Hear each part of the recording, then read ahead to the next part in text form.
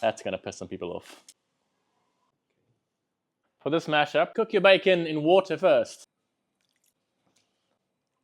All that water evaporates. Make a flavor. Chive. Bit of parsley, just pick it in. Zest of a lemon. Crispy shallots, a nice little crisp. Paper towel. A little bit of butter. A little bit of flour. Milk.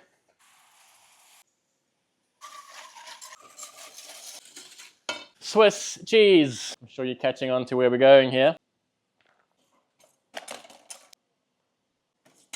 Saucy. Some people call this gravy, some people call it cheese sauce, some people call it a fondue.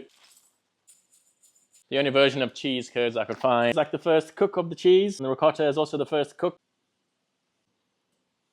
That's what we got, baby. French fries. Salt on them.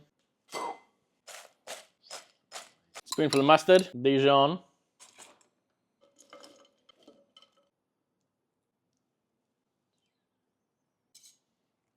That, my friends, is Canada versus Switzerland. If poutine had a love child in the Swiss Alps, that's what it's going to be. Worth every calorie.